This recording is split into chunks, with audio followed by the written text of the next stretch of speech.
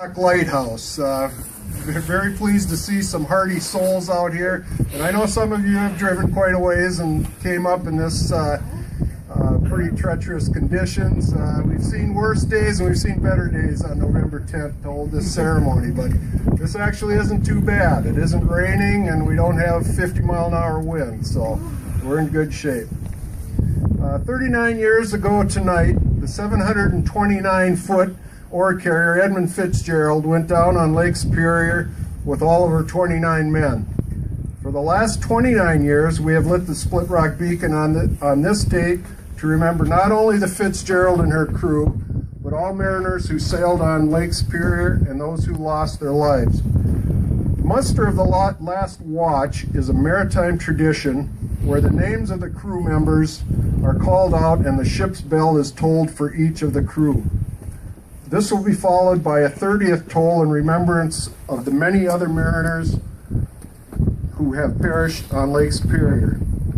After this final toll, the beacon in the lighthouse will be lit and the lighthouse reopened and will remain open until 6 p.m., which should give enough time for everybody to have a little time up in the lens room and see the Fresnel lens lit and close up. The muster of the last watch will be preceded by the singing of the Navy hymn by Aaron, I'm going to get this wrong, Aaron, Lazarevic, Tasha Turk, Paul Waterman, and Roger Reiner.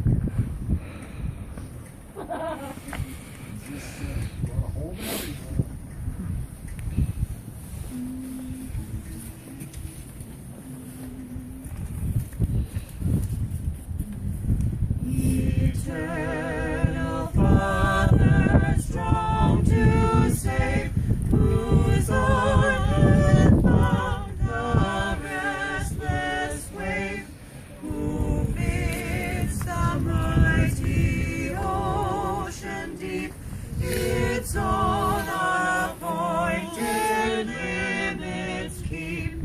Oh, hear us when we cry to thee, for those in peril on the sea. O Savior, whose almighty word the winds and waves submissive heard, who walkest on the foaming deep and calm amid the storm didst sleep. Oh, hear us when we cry to thee, for those in peril on the sea.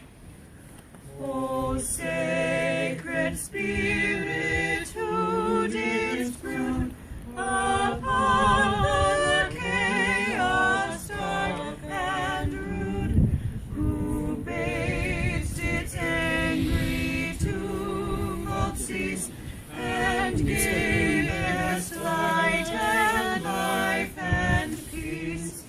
Oh, hear us when we cry to thee, for those in peril on the sea.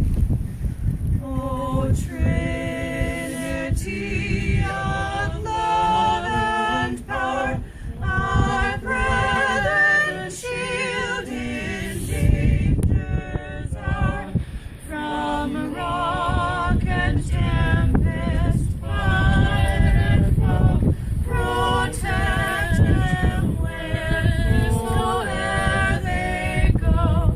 Thus evermore shall rise to thee, let hymns of praise from land and sea. Amen.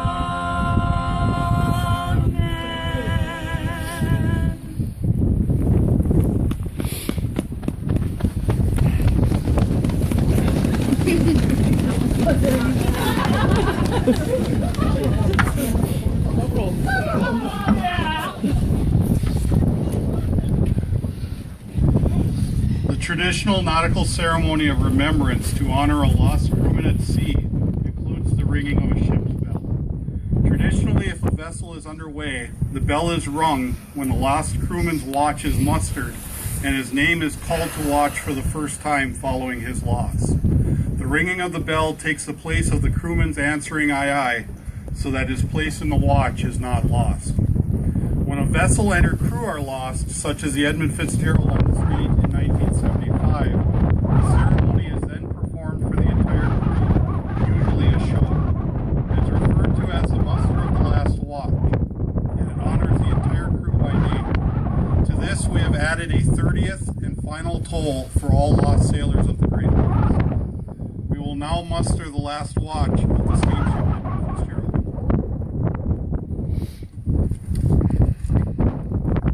Ernest M. McSorley, Master. John H. McCarthy, First Mate. James A. Brown, Second Mate. Michael E. Armagoff, Third Mate.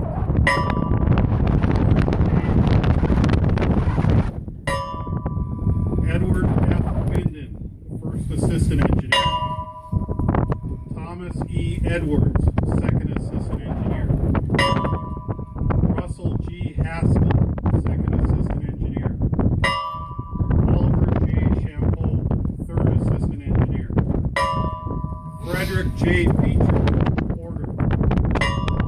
Thomas Benson, Oiler. Thomas D. Morgeson, Naval Body Maintenance. Nolan F. Church, Porter. Ransom E. Cundy, Watchman. Bruce L. Hudson, Deckhand. Alan G. Kalman, Second Cook. George F. McClellan, Piper. Joseph W. Mazes, Special Maintenance. Eugene W. O'Brien, Wheelsman. Carl A. Peckel, Watchman. John J. Povich, Wheelsman. Robert C. Rafferty, Steward.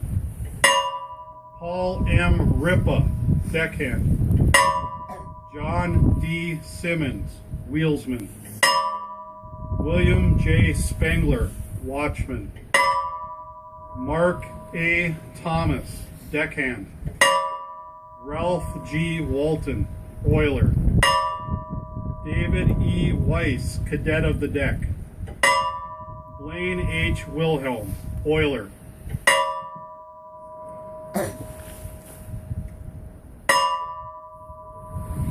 And now the beacon will be lit in remembrance.